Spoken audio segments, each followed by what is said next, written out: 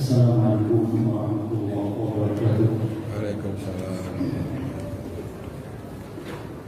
Innal hamdalillah nahmaduhu wa nasta'inuhu wa nastaghfiruh wa na'udzu billahi min shururi anfusina wa min sayyiati a'malina.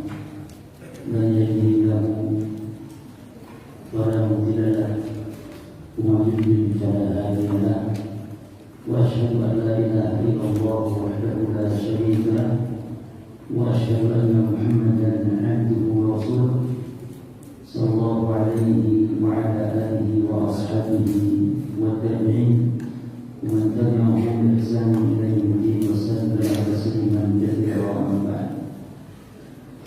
إخوان الأخوات والمسلمين والمسلمات rahimakumullah.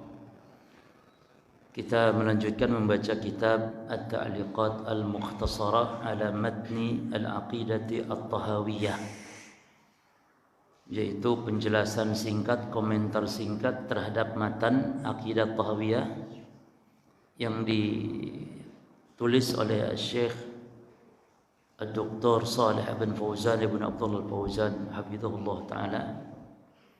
Kita yang kita bahas di poin 127 ya, yaitu perkataan Al-Imam Abu Ja'far At-Tahawi, wala nujadilu fil Qur'an wa nashhadu annahu kalamu rabbil alamin.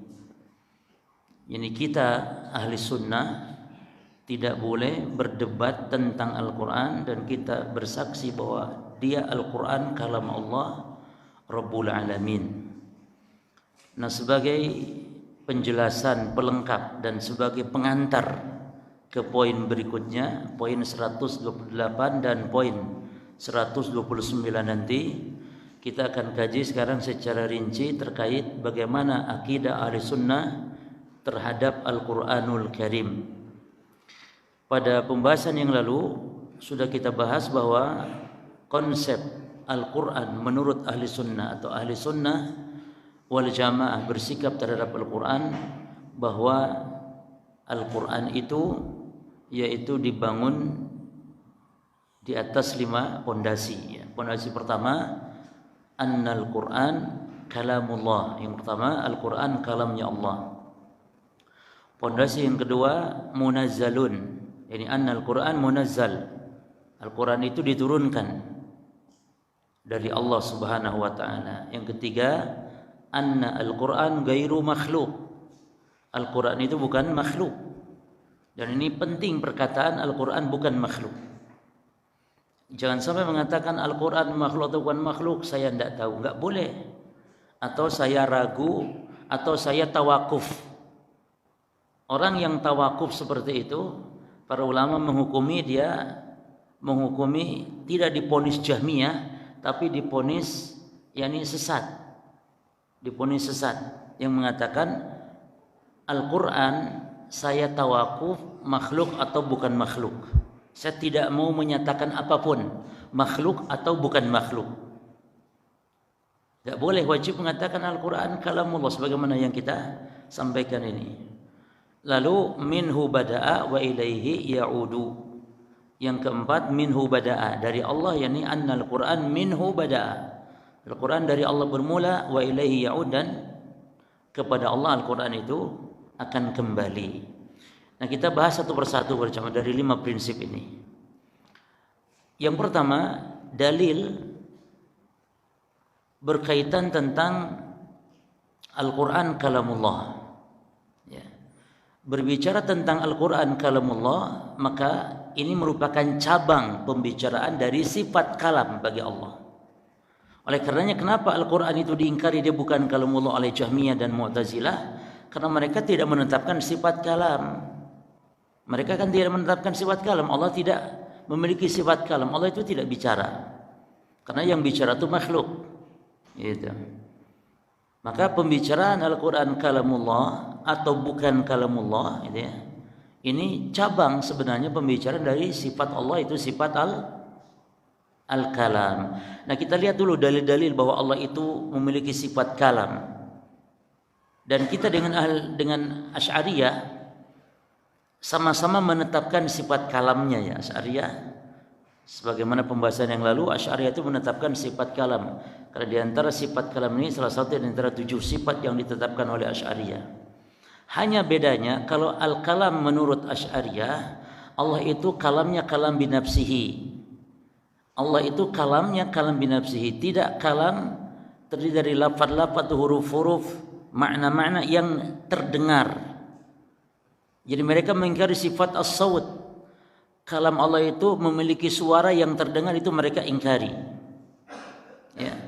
Sehingga kata mereka Al-Qur'an itu Allah disifati kalam tapi kalam binafsihi. Kalam binafsihi. Kalam pada dirinya. Maka Al-Quran kalau menurut Asy'ariyah, Al-Quran ini betul kalamullah tapi hanya makna. Yani Allah yang menyampaikan makna kepada Jibril, lalu Jibril yang mengungkapkannya. Berarti hakikat kalamnya kalam Jibril atau kalamnya Muhammad. Dan ini sudah kita bahas di pertemuan yang lalu. Silakan merujuk ke video sebelum ini ya. Itu sudah kita jelaskan. Jadi Asy'ariyah sendiri dalam penetapan sifat kalam itu tidak benar. Berbeda dengan ahli sunnah dalam penetapan kalam. Kalau ahli sunnah menetapkan Allah memiliki sifat kalam, yakni kalam terdiri dari lafaz-lafaz, huruf-huruf, makna-makna. Bukan sekedar huruf tanpa makna, lafaz tanpa makna. Dan kalam Allah masmu'un, yakni lahu saut. Kalam Allah itu terdengar, memiliki suara. Dalil kalam Allah terdengar bahwa Allah Subhanahu wa taala menyeru. Ya, dalam ayat Allah menyeru, Allah berfirman terdengar oleh makhluk. Dan tidak setiap makhluk diajak bicara langsung oleh Allah. Hanya manusia-manusia pilihan tertentu. Hatta para anbiya, para rasul jemaah. Tidak setiap nabi rasul diajak bicara oleh Allah. Hanya tertentu yang diajak langsung bicara Allah merupakan kekhususan. Contohnya Nabi Musa alaihissalam yang digelari Kalimur Rahman, yang diajak bicara langsung oleh Allah, sebagaimana Allah berfirman wa kalamallahu. Jadi yang ngomong, yang bicaranya Allah sebagai fa'il di situ, sebagai subjek. Wa kalamallahu Musa takliman. Allah yang telah mengajak bicara Musa dengan sebenar-benar pembicaraan. Nah, dalil-dalil secara umum Allah disifati dengan sifat kalam. Contohnya dalam surah An-Nisa 87 jemaah. Allah berfirman, "Wa man asdaqu minallahi hadisan." Maka siapakah orang yang paling benar hadisnya, perkataannya daripada Allah Subhanahu wa taala. Demikian pula dalam surah An-Nisa ayat 122-nya, "Wa man asdaqu minallahi qilan." Dan siapa yang paling jujur daripada Allah perkataannya. Jadi Allah disifati berbicara. Demikian pula dalam ayat banyak di Quran ada lafaz wa id qala. Dan ingatlah ketika Allah berfirman, Allah bicara. Nah, kalau bicara yakni terdengar. Maka keliru pemahaman Asy'ariyah tentang kalam Allah kalam binafsihi. Kenapa mereka ingkari suara Allah, lafaz-lafaz, makna? Karena ujung-ujungnya tetap mereka katakan kalau begitu berarti sama dengan makhluk. Mereka ingkari itu. Sehingga ditakwil bahwa kalam Allah kalam binafsihi. Lalu yang disampaikan kepada para nabi apa? Jadi nabi itu tidak mendengar kalam Allah, hanya diilhamkan gitu, semacam itu cuma. Jadi sebuah makna diilhamkan kepada Rasul, baik Jibril atau Muhammad. Jadi mereka pun khilaf. Bisa jadi Muhammad, bisa jadi Jibril katanya. Berarti ujung-ujungnya Asy'ariyah tidak mengimani kalau Quran kalam Allah secara hakiki, tapi makna yang disampaikan kepada Jibril atau Muhammad. Berarti di poin ini pun sudah menyimpang. Ya. Baik. Contoh misalnya wa id qala Allahu ya Isa. Nah, ini di dalam surah Al-Maidah ayat 116. Dan ingatlah ketika Allah berfirman, wahai Isa. Tuh. Dan ini menunjukkan jemaah kalau nabi-nabi lain selain Nabi Muhammad, Allah panggil itu langsung namanya. Ya, wa id qala Allahu ya Isa ibn Maryam. Kalau Rasul tidak pernah dipanggil begitu oleh Allah sebagai bentuk pengagungan, pemuliaan Rasulullah. Allah kalau panggil Nabi kita Muhammad SAW panggilnya ya ayuhan Nabi, ya ayuhan Rasul, baligh ma unzila ilaik. Ya ayuhan Nabi qul li azwajika wa banatika wa nisa'il mu'minin. Kalaupun disebut nama Nabi dalam Quran disebut Muhammadun disebut. Ini bukan panggilan tapi pengkabaran. Itu pun selalu digandengkan dengan pangkat gelar beliau sebagai Rasul. Contoh Muhammadun Rasulullah walladzina ma'ahu dan seterusnya. Muhammadun enggak sekedar itu, Muhammadun Rasulullah. Jadi kalau Nabi Muhammad SAW dipanggil dengan gelarnya, kalau disebut nama Nabi Muhammad pun disebut Muhammad selalu disertakan dengan gelar, dan itu bukan panggilan tapi pengkabaran. Muhammadun Rasulullah, Muhammad adalah utusan Allah dan orang yang bersama Muhammad para sahabat asyidda'u 'alal kuffar ruhamma'u bainahum dan seterusnya. Tapi ini contoh saja. Wa qala Allahu ya Isa. Demikian pula di dalam surah An-An'am ayat 115. Wa tammat kalimatu rabbika sidqan wa adlan, dan telah sempurnalah kalimat Rabbmu, ya, kalimat Rabbmu. Apa maksud kalimat di sini? Yani kalam Allah sidqan wa adlan, dan adil, ya. Demikian pula yang tadi wa kalamallahu Musa, ini surah Nisa 164, wa kalamallahu Musa takliman, ya. Ini menunjukkan Allah memiliki sifat kalam. Demikian pula misalnya dalam surah Al-Baqarah para jemaah ayat 253. Allah menyebutkan keutamaan-keutamaan di antara sebagian para rasul yang tidak dimiliki rasul yang lain. Jadi rasul utamanya itu bertingkat-tingkat, tidak satu derajat, enggak. Contohnya di antara para rasul ulul azmi. Ulul azmi pun ada yang lebih afdal lagi, 2 orang nabi, yaitu Ibrahim alaihissalam dan Nabi Muhammad sallallahu alaihi wasallam. Nah, dalam surah Al-Baqarah 253 Allah berfirman, "Tilkar rusulu faddalna ba'dahum 'ala ba'din." Itulah para rasul. Ini rasul-rasul kami yang kami telah unggulkan sebagian mereka atas sebagian yang lain. Lalu kata Allah, "Minhum," di antara mereka, tidak semuanya, di antara mereka man kalamallahu, ada yang diajak bicara langsung oleh Allah. Wa rafa'a ba'dahum darajat, dan di antara mereka ada yang Allah tinggikan beberapa derajat. Ini dalil menunjukkan Allah berbicara. Demikian pula dalam surah Al-A'raf 143, walamma ja'a Musa limiqatina wa kallamahu rabbuhu. Di sini orang-orang Jahmiyah, orang-orang Mu'tazilah tidak bisa menyelewengkan ayat. Kalau di ayat yang tadi An-Nisa wa kalamallahu Musa, itu Allahunya diganti Allah menjadi objek. Jadi Allah yang diajak bicara oleh Musa. Ini masih bisa di situ.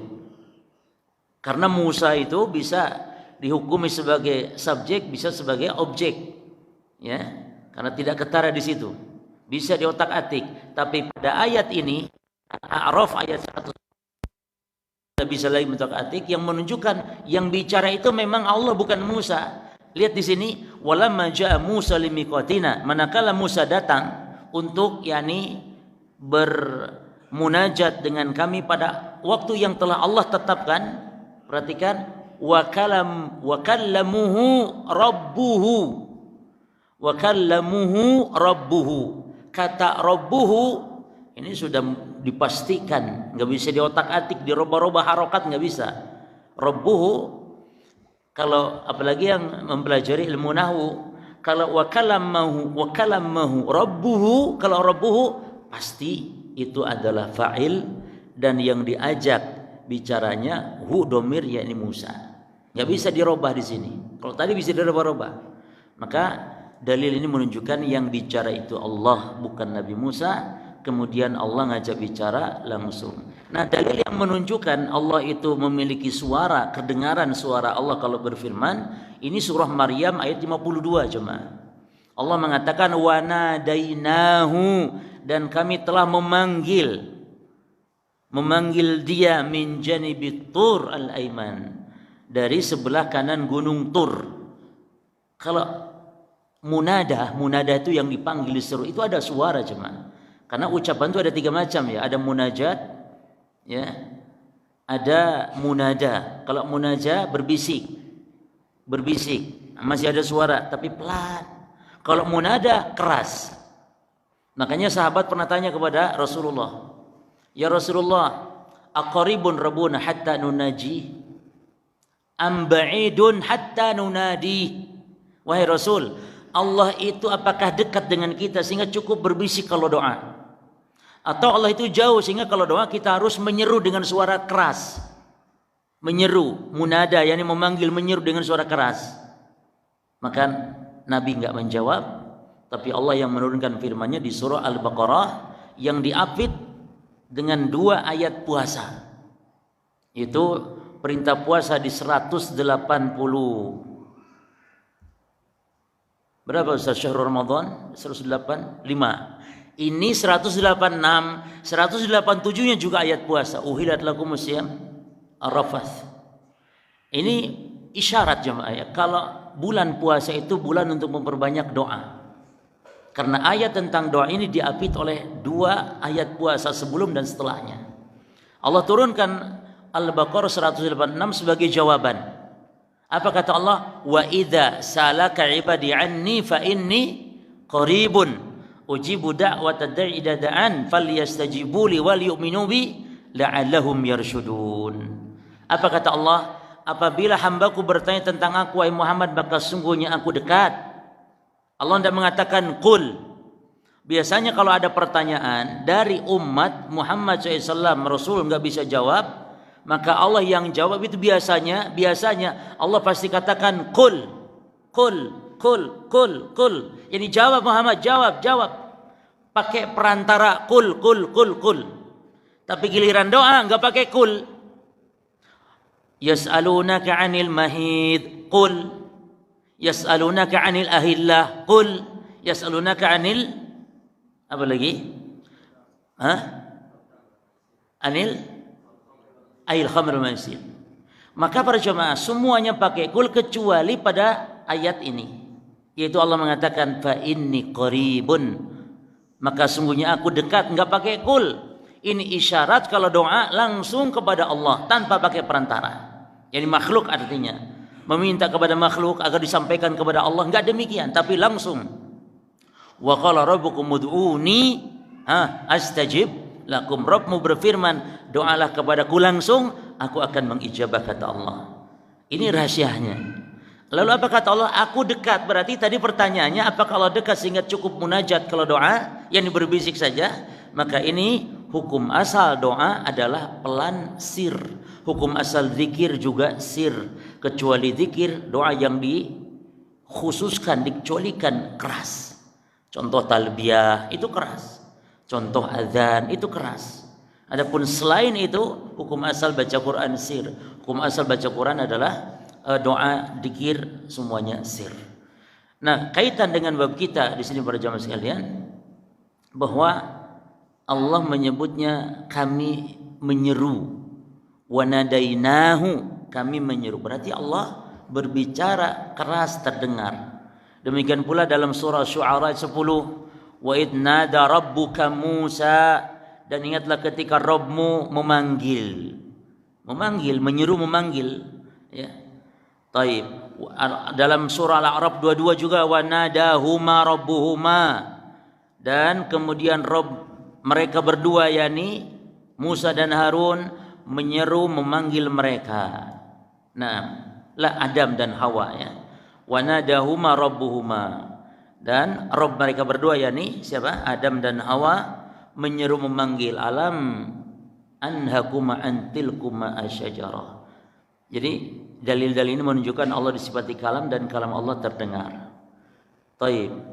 Adapun sekarang dalil-dalil yang menunjukkan bahwa Al-Quran itu kalam Allah secara spesifik, bukan dalil yang menunjukkan Allah berbicara, bukan, tapi Al-Quran kalam Allah ditegaskan langsung oleh Allah.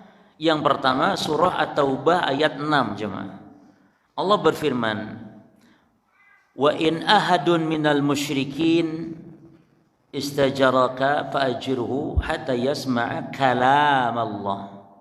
Kata Allah, jika salah seorang dari orang musyrik minta perlindungan, minta suaka kepadamu wahai Muhammad, maka fa'ajirhu, beri dia suaka, beri dia perlindungan, hatta yasma'a kalam Allah, sehingga mereka kalau kalian beri perlindungan nanti mereka akan mendengar kalam Allah. Mendengar apa maksudnya di sini jemaah? Orang kafir kalau dibawa ke rumah kita, ke masjid kita, maka Imam Bukhari dengan ayat ini berdalil boleh orang kafir masuk, ya, masuk masjid. Tentu ketika ada kemaslahatan, ya. Kalau untuk merusak, jangankan orang kafir, orang Islam pun jangan dimasukkan ke masjid kalau tujuan untuk merusak. Jadi Sumamah bin Asal ketika ditangkap dan ditahan, diikat di tiang masjid. Nah, kata Imam Bukhari menunjukkan orang musyrik itu boleh masuk masjid, dan orang musyrik najis bukan badannya, najis keyakinannya, keimanan, akidahnya itu yang najis artinya. Mereka kufur kepada Allah, najis. Bukan najis zahir tapi najis batin, najis maknawi. Maka kalau salaman dengan orang kafir misalnya atau sentuhan dengan orang kafir tidak perlu dicuci tangan. Ini ada sekelompok Islam sekarang kayaknya enggak, dulu suka dicuci tangan juga kalau salaman dengan antum salaman sama mereka itu mereka cuci. Antum sholat di masjid mereka pel lagi itu. Yang pernah masuk kelompok itu ketawa-ketawa sendiri, dia pernah. Sekarang katanya sudah rapat, jadi sudah enggak lagi. Wallahu a'lam. Jadi orang kafir asli saja enggak najis, apalagi orang Islam yang mereka kafirkan. Tapi berjemaah dari ayat ini, yang dimaksud mereka mendengar ayat Allah itu apa? Mereka mendengar Al-Quran dibacakan. Sumamah bin Asal masuk Islamnya gara-gara dia mendengar ayat-ayat Allah dibacakan, mendengar kalamullah dibacakan. Rasul menyampaikan kajian, Rasul sholat, ya. Nah, ini para jemaah, orang kafir mendengar Quran dibacakan bisa dapat hidayah karena dia paham maknanya. Inilah hikmah kalau kita mentadaburi, memahami ayat Al-Quran bisa mendatangkan hidayah.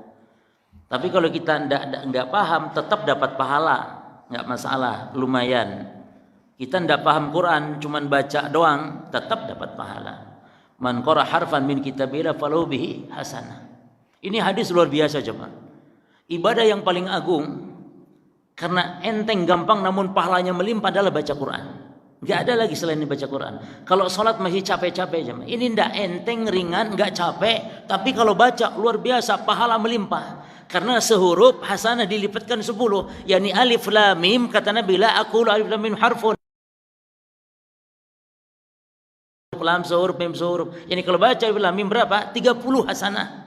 Alif lam mim to alif lam mim 30. Dzalikal kitab, terus satu lembar itu berapa? Ratusan ribuan. Dalam hitungan menit sudah mengantongi pahala, istilah kalau mengantongi. Itu sudah ribuan, ratusan ribuan pahala. Maka mari jamaah perbanyak baca Quran, apalagi sekarang nih pasca Ramadan. Jangan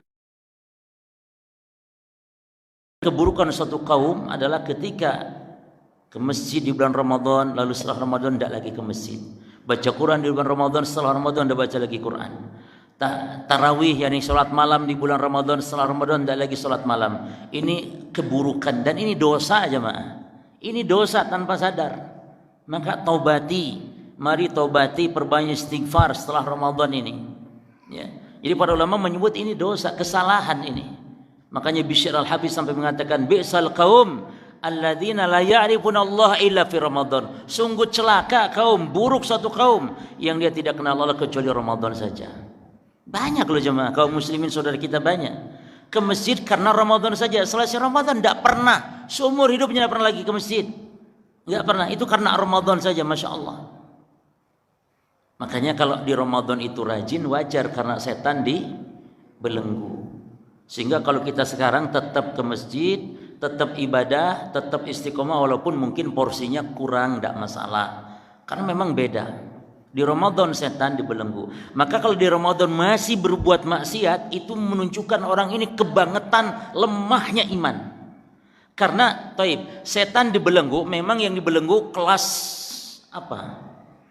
Maradatus syayatin. Maradah itu yang pentolan-pentolannya, yang pejabat-pejabat kelas tingginya, yang kroco-kroconya kelas 3 dibiarkan berkeliaran oleh Allah tetap. Maka kalau ada juga maksiat, maka wajar karena setan yang kelas 3-nya tetap dibiarkan. Sehingga kalau ada orang Islam yang berbuat maksiat juga di Ramadan, menunjukkan lemahnya iman. Karena yang ganggunya setan kelas apa? Setan kelas cocot. Setan kelas 3. Sangat rendah berarti. Imannya itu rendah sekali. Rendah sekali. Maka wajar kalau di bulan Ramadan orang yang jarang ke masjid, nggak pernah ke masjid, pada ke masjid. Kenapa? Karena demikian. Musim berkah, Allah berkahi. Nah sekarang tetap istiqomah para jemaah. Taib, yaitu At-Taubah ayat 6. Dalil yang lain di surah Al-Baqarah ayat 75. Ini tentang orang-orang Yahudi. Ya. Yang kata Allah kepada Nabi kita Muhammad, afatatma'una an yu'minu lakum wa qad kana fariqum minhum yasma'una kalam Allah. Apakah kamu masih berharap mereka akan percaya kepada Muhammad, padahal sebagian mereka sudah mendengar kalam Allah. Apakah Allah ngomong kepada orang Yahudi? Yani bukan, yani mendengar firman Allah, yani membaca kitab wahyu, ya membaca Taurat. Jadi semua jemaat Taurat, Injil semuanya itu kalamnya Allah. Al-Quran kalamnya Allah. Demikian pula surah Al-Fatih ayat 15, yuriduna an yubaddilu kalam Allah. Mereka menghendaki untuk merubah kalam Allah. Merubah bukan yakni pembicaraan Allah, tapi merubah kalam Allah, merubah kitab, merubah Al-Quran, merubah Taurat. Jadi dalil-dalil ini menunjukkan bahwa yang namanya kitabullah yang diturunkan kepada para anbiya itu kalamnya Allah, termasuk Al-Quran, ya. Taib. Banyak ayat yang lain, antum catat saja, misalnya Al-Kahfi 27, kemudian An-Naml 76. Ya. Taib. Jadi ini dalil-dalil yang menunjukkan kalau Quran kalam Allah. Yang kedua apa tadi? Munazzalun. Munazzalun, yang punya apa? Sendal. Sendal atau apa? Helm-helm barangkali. Hujan diamankan. Ya. Taib. Dalil yang menunjukkan Quran munazzal, diturunkan, sangat banyak sekali para jemaah. Contoh syahrul Ramadan alladzi unzila. Tuh. Al-Baqarah ayat 185 tadi. Bulan Ramadan yang diturunkan padanya. Berarti Quran diturunkan oleh Allah. Contoh yang lain lagi, surah Al-Qadar. Inna anzalnahu fi lailatul qadar. Inna anzalna. Kata Allah, kami yang telah menurunkan yakni Al-Quran. Ya. Kemudian dalam surah Al-Isra juga demikian. Allah mengatakan Quran, ini hanya contoh dan banyak ayat-ayat lainnya yang menunjukkan Quran diturunkan. Allah berfirman, wa nazzalnahu tanzila. Dan kami turunkan Quran tersebut tanzilan, yakni berangsur-angsur, tidak sekaligus. Ini untuk menguatkan, mengokohkan Nabi. Dan Al-Quran memang wahyu yang cocok untuk segala zaman, ya, diturunkan, yakni sesuai dengan peristiwa-peristiwa saat itu. Taib. Lalu yang ketiga para jemaah, Al-Quran itu apa tadi yang ketiga? Yang pertama kalamullah, yang kedua munazzalun, ketiga ghair makhluk. Al-Quran bukan makhluk. Dalilnya Al-Quran itu bukan makhluk. Dalilnya adalah di dalam Al-Quran, di dalam Al-Quran, di surah Al-A'raf jemaah, ayat yang ke-54 ya. Di surah Al-A'raf ayat 54. Quran itu bukan makhluk. Ya. Kalau pengen gampangnya sih, Al-Quran bukan makhluk. Ya karena Al-Quran kan kalamnya Allah. Kalam Allah. Semua sifat Allah ya jelas bukan makhluk gitu. Cuman kalau mau detail rinciannya, dalilnya ini dia. Al-A'raf 54, Allah berfirman, ala lahul khalqu wal amru. Ala lahul khalqu wal amru. Ketahuilah, lahu. Didahulukan objek di sini lahu. Kalau objek didahulukan dalam susunan bahasa Arab ini memiliki fungsi pembatasan, yakni hanya. Terjemahnya hanya, seperti iyaka. Iyaka itu objeknya, didahulukan iyaka, berarti terjemahnya hanya.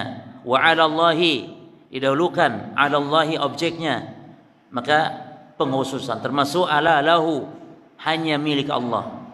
Ala lahul khalqu, asalnya ala al khalqu wal amru lillah, asalnya begitu. Asalnya, cuman didahulukan lahunya itu lahul khalqu wal amr, berarti menunjukkan penghususan, pembatasan, yakni hanya milik Allah lah al khalqu penciptaan makhluk, dan wal amru al amr urusan atau perintah. Nah, di sini dibedakan antara al khalqu makhluk dengan al amr. Jelas ya di sini. Nah, apa itu al amr? Di antara tafsiran al amr itu dijelaskan di dalam surah Syura ayat 52 jemaah. Jadi kalau mau berdalil bahwa Al-Quran itu bukan makhluk, harus dengan dua ayat ini. Yang pertama tadi Al-A'rafnya yang menunjukkan bahwa Allah membedakan antara Al-Khalqu dengan Al-Amru. Lalu apa tafsir Al-Amru? Itu di surah Syura ayat 52. Sehingga menjadi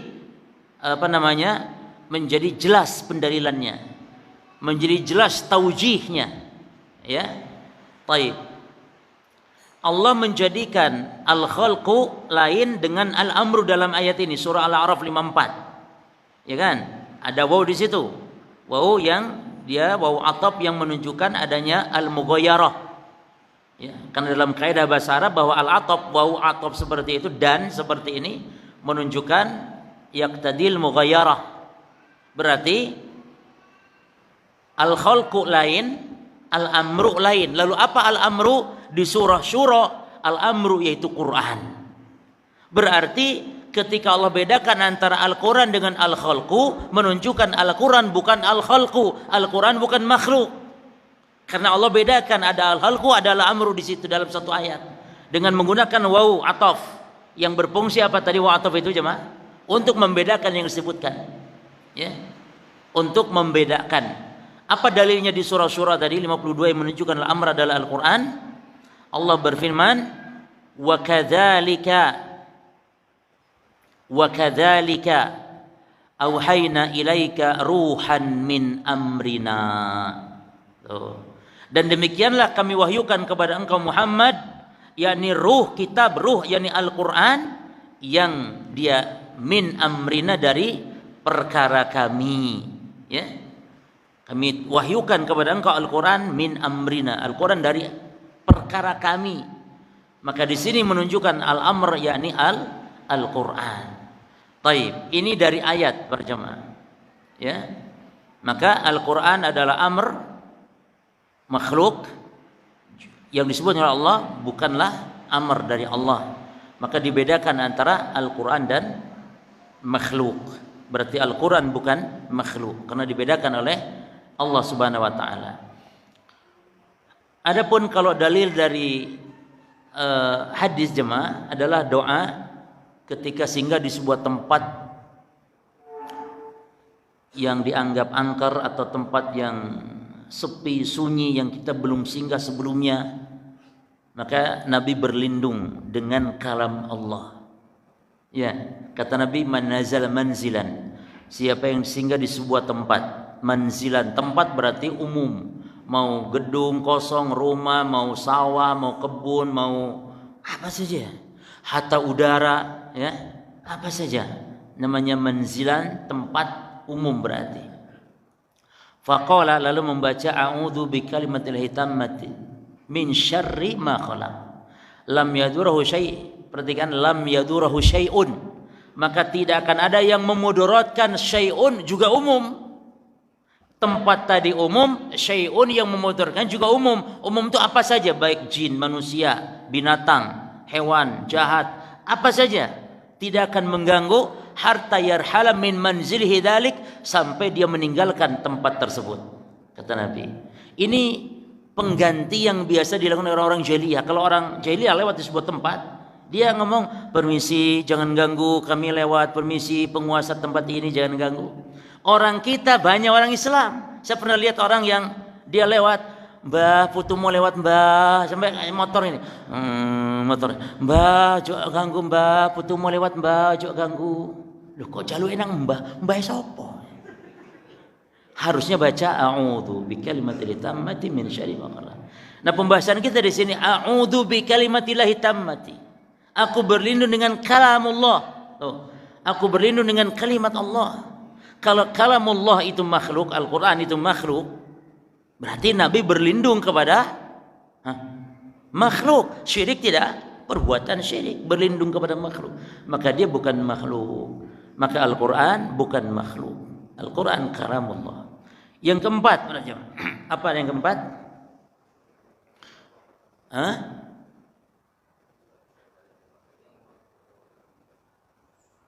Minhu bada atau mana? Yang mana dulu? Semuanya kan 5 ya. Yang keempat apa? Minhu minhu bada'a. Dari Allah Al-Quran itu bermula. Minhu bada'a. Ya. Minhu bada'a. Jadi maknanya Al-Quran dari Allah bermula. Yani yang berfirman pertama kali itu adalah Allah Subhanahu wa taala. Yani annallaha takallama bihi ibtidaan. Jadi nanti walaupun kita baca ayat bahwa Al-Quran kalamnya Jibril, enggak masalah. Kita tenang, punya keyakinan Al-Quran yang pertama kali berfirmannya adalah Allah. Yani Allah yang pertama kali berbicara. Nanti dalam Quran disebutkan misalnya Al-Quran kalamnya Rasul. Innahu laqaulu rasulin karim. Ini kita tidak masalah, tenang. Kita yakini Quran kalamnya Allah. Terus itu katanya kok kalamnya Muhammad Rasul yang mulia atau kalamnya Jibril Rasul yang mulia. Nah, maka di sini kita katakan Al-Quran itu memang disandarkan dalam Quran ya, penyandaran kepada Allah. Al-Quran itu kalamnya Allah. Juga disandarkan kepada Jibril. Al-Quran kalamnya Jibril, juga Al-Quran kalamnya Muhammad sallallahu alaihi wasallam. Ya. Contoh yang pertama disebutkan di Quran, Al-Quran kalamullah yang tadi, hatta yasma'a kalam Allah. Ini contoh yang pertama. Contoh yang kedua, Al-Quran itu kalamnya Jibril. Itu surah At-Takwir jemaah. Ayat yang ke-19 dan 20. Allah berfirman, innahu laqaulu rasulin karim dzi quwwatin 'inda dzil 'arsy makin. Sesungguhnya Quran kalamnya Rasul yang mulia, yang disifati dzi quwwah, yang memiliki kekuatan. Siapa? Jibril. Rasul yang mulia ini Jibril. 'Inda dzil 'arsyil makin, di sisi zat yang memiliki aras. Ya. Contoh yang ketiga, Al-Quran disandarkan kepada Nabi Muhammad, perkataan Muhammad. Contoh dalam surah Al-Haqqah ayat 40-41. Allah mengatakan innahu, mirip ayatnya, mirip, innahu laqaulu rasulin karim wa ma huwa biqauli syair. Sesungguhnya Quran ucapan Rasul mulia Muhammad, bukan perkataan penyair. Nah, kita jawab sekarang berjamaah. Apa maksud berarti? Bukankah Quran kalamullah, Allah yang berbicara pertama kalinya? Betul. Namun disandarkan kepada Jibril dan Muhammad, lakin udhifa ilaiha li'annahuma yuballighanihi. Mereka disandarkan kepada Jibril dan Muhammad Al-Quran karena sebab keduanya, berarti ini kawan, karena sebab keduanya yang menyampaikan Quran dari Allah. Karena keduanya yang menyampaikan, la li'annahum ibtida'ahu, bukan yang pertama kali berbicara mereka berdua, bukan, tapi sekedar penyampai. Boleh-boleh saja kalau seseorang yang menyampaikan suatu perkataan lalu disandarkan kepadanya perkataan itu, tidak masalah. Tapi bukan berarti yang pertama kali dia mengatakan, karena yang pertama kali mengatakan siapa? Allah Subhanahu wa taala. Ini makna dari minhu bada'a, dari Allah bermula. Lalu apa makna wa ilaihi ya'ud? Kepada Allah kembali. Maka ini dua makna. Makna yang pertama para jemaah, sebagaimana dalam sebuah asar, bahwa Al-Quran akan lenyap pada suatu malam nanti di akhir zaman. Al-Quran pada saat itu nanti. Dalam semalam serentak Allah lenyapkan Quran. Allah tarik kembali Al-Quran. Kemudian yang ditulis-tulis juga akan dihilangkan oleh Allah. Seluruh mushaf-mushaf yang ada tiba-tiba di malam itu hilang semuanya. Manusia paginya mau lihat Al-Quran, baca Quran, semuanya lenyap, nggak ada lagi huruf-hurufnya, kosong semuanya. Yang tertulis di tembok-tembok, tertulis di dinding, di kertas-kertas, tertulis di apapun, benda-benda akan hilang pada satu malam. Orang yang hafal Quran pagi mau baca Quran dia tidak bisa baca. Dia membaca Al-Quran, nggak bisa. Lalu setelah itu Allah wafatkan setiap orang yang beriman. Mati serentak setiap orang yang beriman. Maka kepada orang yang paling buruklah kiamat terjadi. Jadi tidak mungkin ada orang beriman, lalu dia mengalami kiamat kubro. Maka jemaah, kiamat kubro itu tidak semua orang mengalaminya. Tapi kalau kiamat sugro, itu kematian, mengalami semuanya. Nggak ada satupun makhluk. Kullu nafsin dha'iqatul maut. Ya. Demikian kiamat kubra itu artinya kiamat hancurnya alam semesta ini ketika ditiup sangkakala yang pertama kali oleh malaikat Israfil. Adapun kiamat sugro yakni kematian. Kata Nabi, idza matal insan faqad qamat qiyamatu. Sungguhnya apabila seorang mati maka telah datang kiamatnya. Sebenarnya ini yang harus kita waspadai jemaah. Kiamat kecil ini, kiamat mati ini yang harus kita waspadai karena demikian dekatnya. Orang kepeleset mati, selesai, dan dia masuk ke alam akhirat sudah putus amal, sudah tidak bisa lagi beramal, yang ada tinggal penyesalan. Maka ini yang harus kita waspadai. Maka Nabi senantiasa peringatkan kita, aksiru dzikra hadhimil ladzat, perbanyak kalian mengingat penghancur segala kelezatan, yakni kematian. Itu yang harus kita ingat terus. Bukan kiamat jauh-jauh yang besar-besar, jangan. Ini dulu yang harus kita selalu ingat selalu kita untuk mengingat kematian. Yang timbulnya bukan putus asa, timbulnya semangat ibadah, semangat al-istidad mempersiapkan kematian kita. Baik, adzan dulu, fadhal, kita lanjut sedikit.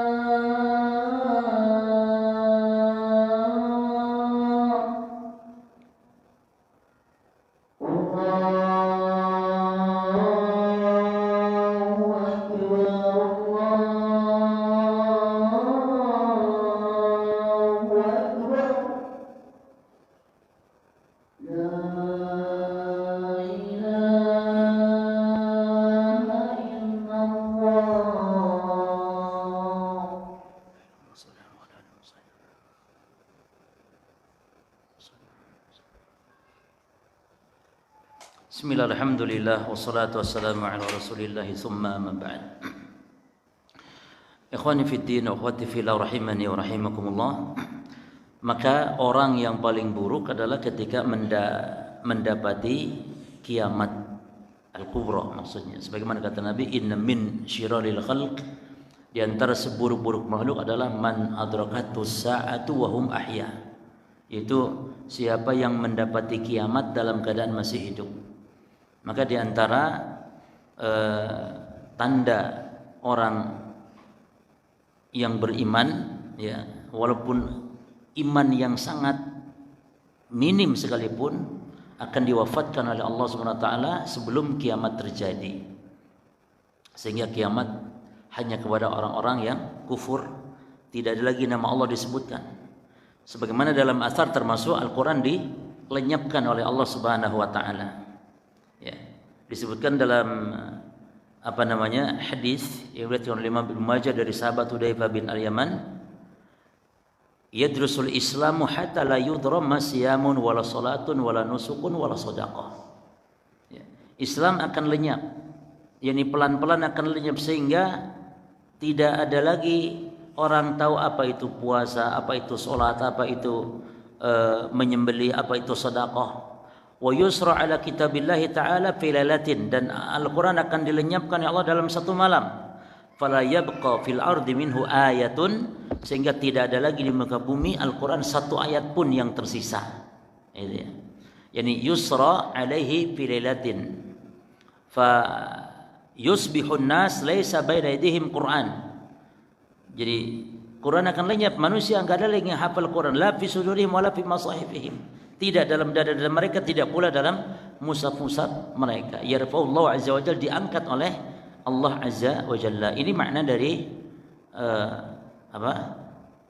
kepada Allah Al-Quran kembali, yakni dicabut lagi oleh Allah, ditarik dari peredaran oleh Allah, itu dikembalikan kepada Allah. Annal Quran yusra bihi hatta la yabqa fil masahif minhu harfun wala fil qulubi minhu ayat. Ya. Al-Quran akan lenyap dan tidak tersisa di mushaf satu huruf pun, tidak tersisa dalam hati manusia satu ayat pun yang dihafal. Baik. Adapun makna yang kedua, kembali kepada Allah, makna yang kedua yakni ya'udu ilallahi wasfan, kembali kepada Allah yakni secara pensifatan. Karena Al-Quran dari Allah bermula, maka secara pensifatan ya kembali nanti kepada siapa? Yang telah mengeluarkannya pertama kali, yang telah berfirman pertama kali, maka akan kembali juga kepada Allah pada akhirnya. Karena Allah yang berbicara dengan Quran pertama kalinya, maka akan kembali pada akhirnya juga kepada Allah Subhanahu wa taala. Ya. Taib. Siapa kelompok yang menyimpang jemaah dalam konsep Al-Quran ini? Yang pertama Mu'tazilah, yang mengatakan Quran adalah makhluk.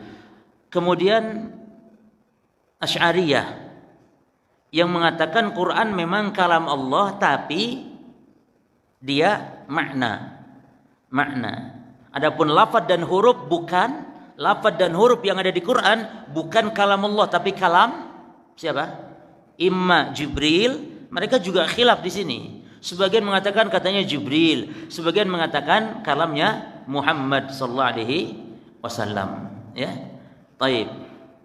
Nah kemudian para ikhwan sekalian, di antara kesesatan dari kelompok Jahmiyah ini dan juga kelompok kelompok lain terkait masalah Al-Quran, ada beberapa istilah. Kalau Jahmiyah jelas ya, akidahnya Jaham bin Safwan, dinisbatkan kepada seorang bernama Jaham bin Safwan. Di dalam konsep Quran, Jaham bin Safwan mengatakan tegas bahwa Quran makhluk, bukan kalamullah. Kenapa? Karena mereka mengingkari sifat Allah. Nah, kemudian juga ada kelompok yang lain. Artinya bukan kelompok lain, bagian daripada kesesatan dalam masalah Al-Quran ini, yaitu kelompok yang disebut Al-Waqifah namanya. Al-Waqifah. Ya. Siapa Al-Waqifah ini? Al-Waqifah ini yang mengatakan Quran itu makhluk atau kalamullah, makhluk atau bukan makhluk, saya tawakuf. Nah, orang seperti ini juga orang yang sesat di poin tentang Quran.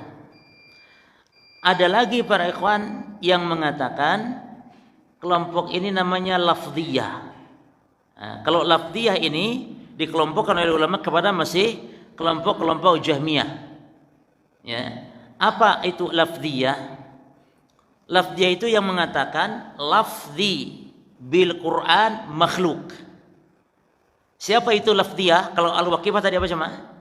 Orang yang berprinsip tawakuf terhadap prinsip Al-Quran. Yang Quran makhluk atau bukan makhluk, saya tawakuf, saya tidak mau komentar apapun. Ya, tidak mengatakan makhluk, tidak boleh mengatakan kalamullah, tawakuf. Jelas ya? Sekarang siapa itu lafdhiyah? Lafdhiyah itu orang yang mengatakan lafzi bil Quran makhluk. Lafzi bil Quran makhluk. Artinya lafadku terhadap Al-Quran adalah makhluk. Nah, orang yang mengatakan ini dihukumi sebagai Jahmiyah karena sama dengan mereka, ya, seolah-olah sama dengan mereka. Maka orang yang mengatakan lafzi bil Quran makhluk, maka dia Jahmi, ya, atau mengatakan Quran bil lafzi makhluk, Quran lafadku makhluk, ini Jahmi. Ini ketika Jahmiyah dan kelompok-kelompok mereka ini ketika sudah tidak memiliki lagi kekuasaan saat itu berjamaah. Karena memang di awal-awal terjadi fitnah ini, ya, fitnah Al-Quran makhluk sampai para ulama dibunuh, Imam Ahmad dipenjara, ya. Itu karena yang berkuasa saat itu adalah ahli bid'ah. Artinya kelompok Mu'tazilah mendekat kepada khalifah saat itu, sehingga khalifah terpengaruhi. Makanya penguasa itu tergantung siapa yang dekatnya, sehingga akan pengaruhi kepada ajaran aliran. Dan nanti yang bahaya memaksa mendoktrin kepada rakyat untuk berpemahaman seperti itu. Termasuk pada zaman itu Khalifah Al-Ma'mun, 3 generasi oleh Imam Ahmad hidup di situ, dipaksa rakyat umat Islam untuk berakidah seperti itu tentang Quran. Quran adalah makhluk, yang ngomong Quran kalamullah dibunuh atau dipenjara. Dan banyak ulama yang mati. Berat fitnah zaman itu jemaah, termasuk Imam Ahmad. Hanya Imam Ahmad dia berani. Ulama lain saking takutnya dan saking bahayanya fitnah ini sehingga mereka mengambil rukhsah. Karena boleh jemaah, kalau memang mengancam nyawa, boleh kita mengatakan kata-kata kufur sebagai bentuk yakni menyelamatkan diri. Boleh. Sehingga sebagian mereka mengatakan terang-terangan Quran makhluk, tapi hatinya tidak. Karena beratnya fitnah. Supaya tidak dibunuh pokoknya oleh penguasa saat itu yang sudah dipengaruhi oleh kelompok Mu'tazilah tadi, menguasai. Ada ulama yang ngambil jalan dengan cara melakukan tauriyah, jadi mengatakan perkataan yang dipahami oleh yang bertanya adalah Quran makhluk, padahal maksudnya bukan Qurannya. Jadi dia tunjuk dulu jarinya, kamu Quran makhluk atau kalamullah? Kamu? Iya saya. Dia tunjuk jarinya, Quran, Injil, Taurat, Zabur, ini nih makhluk. Oh, mantap kamu. Padahal maksud makhluk apanya? Jarinya makhluk. Sebagian kamu, ulama kamu, ya, Quran makhluk atau kalamullah? Saya, iya kamu, saya makhluk katanya. Jadi makhluk bukan Qurannya tapi saya. Demikian karena kondisinya berat, darurat, ya kawan. Imam Ahmad enggak mau tauriyah, enggak mau ngambil rukhsah. Imam Ahmad rela dipenjara, rela dibunuh, sampai ini dipenjarakan. Dan dengan berkat jasa beliau kuat, ya, beliau ini, sehingga umat saat itu selamat bahwa Quran tetap kalamullah dan bukan makhluk. Tetap diyakini umat Islam sampai sekarang. Maka Dikenallah Imam Ahmad dengan Imam Ahli Sunnah wal Jamaah dengan sebab membela akidah di poin ini. Taib. Nah, ketika berbalik jemaah, kekuasaan dipegang oleh Ahli Sunnah, akhirnya Jahmiyah itu pada takut-takut akhirnya, sehingga ketika berkeyakinan Quran makhluk bukan makhluk, mereka mengambil jalan-jalan selamat tadi. Lafzi bil Quran makhluk katanya. Maka ulama saat itu yang ngomong begitu, pokoknya orang tidak jelas, maka masuk kepada Jahmiyah. Orang Islam Ahlu Sunnah harusnya ngomongnya bukan begitu, tapi Quran tegas, kalamullah bukan makhluk, kalamullah bukan makhluk. Bukan ngomong seperti tadi untuk mengkaburkan. Lafzi bil Quran makhluk. Lafzi bil Quran makhluk apa maknanya? Bisa bermakna Quran itu yang makhluk, bisa bermakna lafaz dia yang makhluk. Saya membaca Quran, suara saya betul makhluk, suara saya. Tapi yang saya baca, alhamdulillahirabbil alamin. Yang saya baca ini makhluk atau kalamullah? Kalamullah yang saya baca. Yang saya baca kalamullah. Contohnya, kita nulis di kertas, alhamdulillahirabbil alamin. Kertas, ya, dan huruf yang ada di situ makhluk bukan? Makhluk. Tapi yang tertulis di situ lafaz-lafaz apa? Kalamullah. Kalamullah jemaah. Maka yang benar adalah sebagaimana diyakini oleh Ahli Sunnah wal Jamaah bahwa Al-Quran kalamullah munazzalun ghairu makhlukin minhu bada'a wa ilaihi ya'udu. Insyaallah kita lanjutkan ke poin 127 ya. Enggak tahu nanti judulnya apa.